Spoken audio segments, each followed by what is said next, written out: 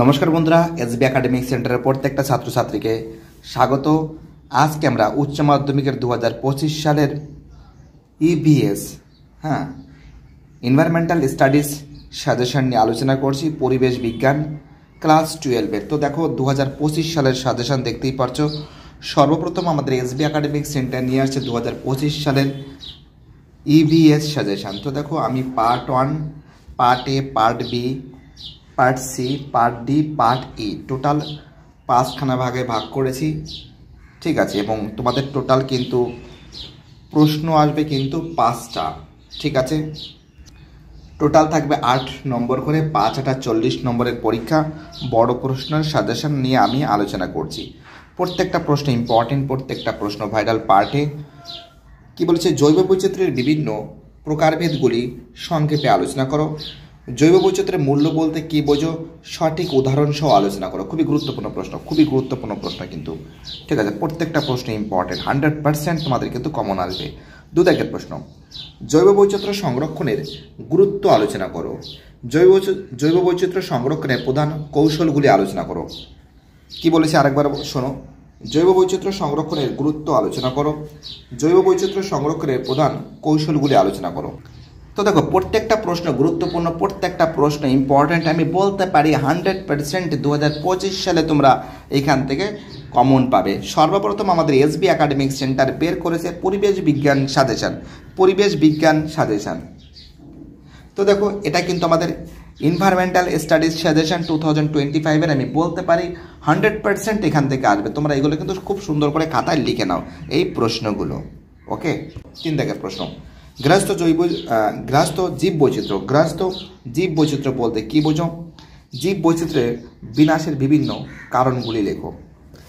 গৃহস্থ জীব বৈচিত্র্য বলতে কী বোঝো, জীব বৈচিত্র্য বিনাশের বিভিন্ন কারণগুলি লেখো। পরের প্রশ্ন 4 দাগের প্রশ্ন, স্বস্থানিক এবং অস্থানিক সংরক্ষণের পার্থক্য লেখো। স্বস্থানিক এবং অস্থানিক সংরক্ষণের পার্থক্য লেখো। জেনেটিক ইঞ্জিনিয়ারিং বলতে কী বোঝো, জেনেটিক ইঞ্জিনিয়ারিং বলতে কী বোঝো। পরের প্রশ্ন 5 দাগের প্রশ্ন, পরিবেশ দূষণের সঙ্গে জৈব বৈচিত্র্যের সম্পর্ক ব্যাখ্যা করো। পরিবেশ দূষণের সঙ্গে জৈব বৈচিত্র্যের সম্পর্ক ব্যাখ্যা করো। এবং জীব ভাণ্ডার কাকে বলে। 5 দাগের প্রশ্ন, ভারতবর্ষের জৈবমণ্ডল সংরক্ষিত এলাকার উপর সংক্ষিপ্ত টিকা লেখো। ভারতবর্ষের জৈবমণ্ডল সংরক্ষিত এলাকার উপর সংক্ষিপ্ত টিকা লেখো। 6 দাগের প্রশ্ন, বন্যজীবের প্রসারের উপর একটি সংক্ষিপ্ত টিকা লেখো। জিন সম্পদ ভাণ্ডার কাকে বলে। বন্যজীবের প্রসারের উপর সংক্ষিপ্ত টিকা লেখো। জিন সম্পদ ভাণ্ডার কাকে বলে, ঠিক আছে। পার্ট বি, পার্ট সি, অর্থাৎ এটা পার্ট বিতেও আসতে পারে, পার্ট সিতেও আসতে পারে। মানে ফার্স্ট প্রশ্ন পরিবেশ। তো দেখো এর ভিতর থেকে এই যে কোশ্চেন করেছি, এর ভিতর থেকে কিন্তু কোশ্চেন তোমরা একটা কমন পাবে, ঠিক আছে। 2টো কোশ্চেন কমন আসার কথা। তো দেখো এখান থেকে একটা লিখতে হবে। পার্ট বি থেকে প্রশ্ন কি দিয়েছি দেখো, পরিবেশ ব্যবস্থাপনা বলতে কী বোঝো। পরিবেশ ব্যবস্থাপনার সাথে অর্থনৈতিক উন্নয়নের সম্পর্ক উদাহরণ সহ আলোচনা করো। কি আছে কোশ্চেনটা, পরিবেশ ব্যবস্থাপনা বলতে কী বোঝো। পরিবেশ ব্যবস্থাপনার সাথে অর্থনৈতিক উন্নয়নের সম্পর্ক উদাহরণ সহ আলোচনা করো। 2 দাগের প্রশ্ন, পরিবেশ ব্যবস্থাপনার ক্ষেত্রে আইনি সংস্থানের বিভিন্ন দিকগুলি আলোচনা করো। পরিবেশ ব্যবস্থাপনার ক্ষেত্রে আইনি সংস্থানের বিভিন্ন দিকগুলি আলোচনা করো। 3 দাগের প্রশ্ন, বাস্তুতান্ত্রিক উন্নয়নের সঙ্গে অর্থসামাজিক উন্নয়ন এর সম্পর্ক চিত্রসহ ব্যাখ্যা করো। 4 দাগের প্রশ্ন, সুস্থায়ী উন্নয়নের লক্ষ্যে প্রধান বাধাগুলি আলোচনা করো। সুস্থায়িত্বের নীতিসমূহ লেখো। বাস্তুতান্ত্রিক উন্নয়ন বলতে কী বোঝো। তো দেখো দাগ নম্বর একই হয়ে গেছে, এটা 5 দাগের প্রশ্ন হওয়া উচিত ছিল। প্লিজ তোমরা দাগ নম্বরটা একটু চেঞ্জ করে নেবে। পরের প্রশ্ন 5 দাগের, সুস্থায়ী উন্নয়ন বলতে কী বোঝো। বর্তমান ও ভবিষ্যৎকালের জীবনযাত্রার মান উন্নয়নের ক্ষেত্রে সুস্থায়ী উন্নয়নের আবশ্যকতা ব্যাখ্যা করো। খুবই গুরুত্বপূর্ণ প্রশ্ন কিন্তু। 5 দাগে সুস্থায়ী উন্নয়নের ধারণা দাও। সুস্থায়ী উন্নয়নের প্রধান লক্ষ্যগুলি আলোচনা করো। লক্ষ্যগুলি আলোচনা করো।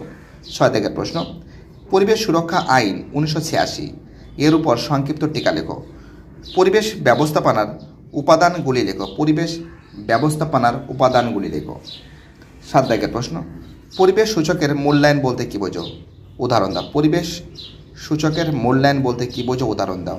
8 দাগের প্রশ্ন, পরিবেশ ব্যবস্থাপনার গুরুত্ব লেখো। পরিবেশ ব্যবস্থাপনার গুরুত্ব লেখো। জয়েন্ট ফরেস্ট ম্যানেজমেন্ট কাকে বলে? পরিবেশ ব্যবস্থাপনার গুরুত্ব লেখো। জয়েন্ট ফরেস্ট ম্যানেজমেন্ট কাকে বলে? পরের প্রশ্ন 9 দাগের প্রশ্ন, ভারতবর্ষে পরিবেশ সুরক্ষার জন্য প্রয়োজনীয় প্রধান পদক্ষেপগুলি লেখো। ভারতবর্ষে পরিবেশ সুরক্ষার জন্য প্রয়োজনীয় প্রধান পদক্ষেপগুলি লেখো। 10 দাগে বসুন্ধরা সম্মেলনে গৃহীত যে কোনো 4টি নীতি লেখো। বসুন্ধরা সম্মেলনে গৃহীত যে কোনো 4টি নীতি লেখো।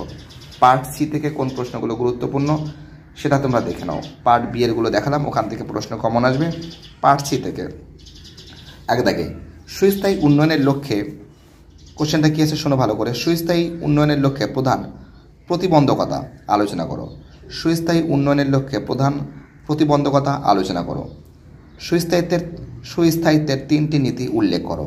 2 দাগের প্রশ্ন, সুস্থায়ী কৃষি ব্যবস্থাপনার জৈব সারের ভূমিকা লেখো। সুস্থায়ী কৃষি ব্যবস্থাপনার জৈব সারের ভূমিকা লেখো। 3 দাগে সুসংহত কীটপোকার নিয়ন্ত্রণ ব্যবস্থা বলতে কী বোঝো? ফসল উৎপাদনে মাইক্রোরাইজারের ভূমিকা লেখো। খুবই গুরুত্বপূর্ণ প্রশ্ন, কিন্তু প্রত্যেকটা প্রশ্ন গুরুত্বপূর্ণ। তো দেখো 4 দাগের প্রশ্ন কি বলেছে, কৃষিতে জৈব সার ও রাসায়নিক সারের ব্যবহার লেখো। খুবই গুরুত্বপূর্ণ প্রশ্ন। 5 দাগে জলসেচের প্রয়োজনীয়তা কি? আমাদের দেশে জলসেচ ব্যবস্থাপনা আলোচনা করো। এবং 6 দাগের প্রশ্ন, শস্য সংরক্ষণ ও বন্যপ্রাণীর সংরক্ষণ কি? তো দেখতেই পারছো, ঠিক আছে, দুটো কোশ্চেন একসঙ্গেও আসতে পারে। আমি যদি আলাদা আলাদা করে দিয়েছি 4+4 এরকম আসার চান্স খুবই বেশি। যাই হোক, সেই জন্য প্রশ্ন সংখ্যাটা একটু বেশি হয়ে গেছে। পার্ট ডি, এখান থেকে কোন প্রশ্ন ইম্পর্টেন্ট দেখো। পার্ট ডিতে আছে 1 দাগে সুস্থায়ী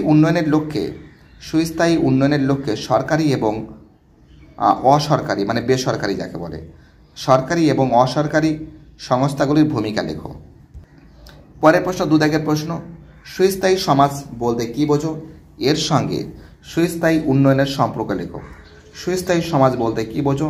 এর সঙ্গে সুস্থায়ী উন্নয়নের সম্পর্ক লেখো। 3 দাগের সুস্থায়ী উন্নয়নের ধারণা দাও। সুস্থায়ী উন্নয়নের ধারণা দাও। সুস্থায়ী উন্নয়নের প্রধান লক্ষ্যগুলি কী? খুবই গুরুত্বপূর্ণ।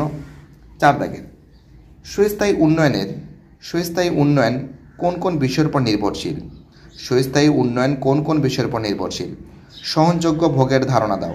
সহনযোগ্য ভোগের ধারণা দাও। 5 দাগের জীবাশ্ম জ্বালানির সুস্থায়ী ব্যবহার কি? জীবাশ্ম জ্বালানির সুস্থায়ী ব্যবহার কি করা সম্ভব? কোশ্চেনটা ভালো করে শোনো। জীবাশ্ম জ্বালানির সুস্থায়ী ব্যবহার করা কি সম্ভব? উদাহরণ সহ আলোচনা করো। খুবই গুরুত্বপূর্ণ প্রশ্ন। 6 দাগের সুস্থায়ী উন্নয়ন বলতে কী বোঝো? বর্তমান ও ভবিষ্যৎকালের জীবনযাত্রার মান উন্নয়নের ক্ষেত্রে সুস্থায়ী উন্নয়নের আবশ্যকতা ব্যাখ্যা করো। আরেকবার পড়ছি, সুস্থায়ী উন্নয়ন বলতে কী বোঝো? বর্তমান ও ভবিষ্যৎকালের জীবনযাত্রার মান উন্নয়নের ক্ষেত্রে সুস্থায়ী উন্নয়নের আবশ্যকতা ব্যাখ্যা করো। গ্রুপ ই থেকে কোন প্রশ্নগুলো গুরুত্বপূর্ণ দেখে নাও। 1 দাগে সুস্থায়িত্বের বিভিন্ন নীতিগুলি বিস্তারিত আলোচনা করো। সুস্থায়িত্বের বিভিন্ন নীতিগুলি বিস্তারিত আলোচনা করো।